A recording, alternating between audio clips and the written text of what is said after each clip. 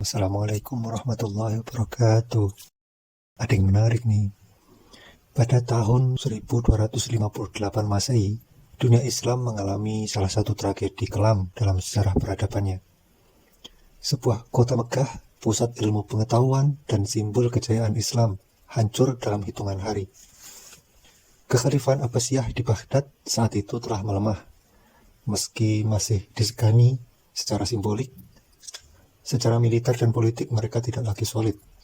Mayoritas tentara Abbasiyah bukan berasal dari rakyat Arab sendiri, tapi dari pasukan bayaran, terutama dari wilayah Turki, Persia, Afrika, dan juga Mamluk.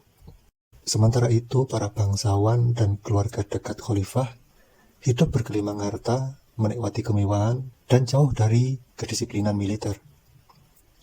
Kedisiplinan, keberanian, dan semangat perjuangan semakin luntur, tergantikan oleh ketergantungan pada harta dan kekuasaan.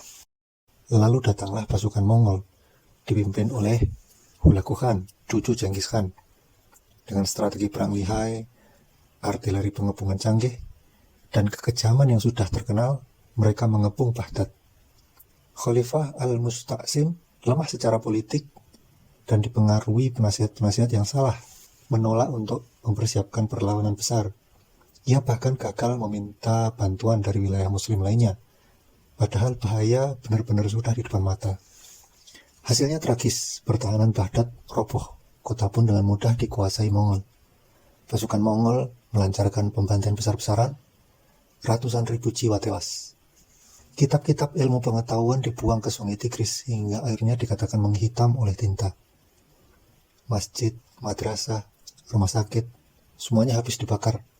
Perpustakaan Baitul Hikmah, lembaga penelitian ilmu pengetahuan dan teknologi, simbol kejayaan ilmiah Islam pada waktu itu musnah, menjadi abu. Nasib Khalifah Al-Musta'sim pun tragis. Dua versi menyebar dalam sejarah. Pertama, ia dibungkus dalam permadani lalu diinjak-injak oleh kuda, karena bangsa Mongol percaya bahwa darah bangsawan tak boleh tumpah ke tanah. Versi kedua, ia dikurung dalam kamar penuh emas dan permata miliknya, tanpa diberi makan hingga mati kelaparan. Sebuah sindiran dan hinaan atas kerakusan sang khalifah terhadap harta kekayaan. Tragedi ini menandai runtuhnya kekhalifahan Abbasiyah sebagai kekuatan dunia. Tapi sejarah tak berhenti di sini. Dari puing-puing Baghdad, lahirlah kembali semangat baru di Mesir, di Syam, di Anatolia. Dan meskipun Baghdad telah hancur, kepemimpinan simbolis sebagai Amirul Mukminin masih dilanjutkan oleh keluarga Abbasiyah yang berhasil melarikan diri ke Mesir. Namun sejak saat itu hingga sekitar 300 tahun berikutnya, posisi Khalifah Abbasiyah sebagai Amirul Mukminin hanyalah sebuah gelar kosong tanpa kekuasaan nyata. Mereka bahkan tidak memiliki wilayah kekuasaan karena hidup di istana Mesir di bawah kendali penuh dinasti Mamluk.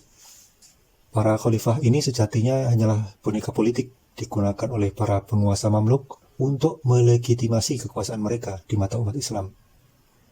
Dari kehancuran, umat Islam harus belajar bahwa kejayaan tanpa disiplin, tanpa ketakwaan, hanya tinggal menunggu waktu untuk runtuh dan hancur.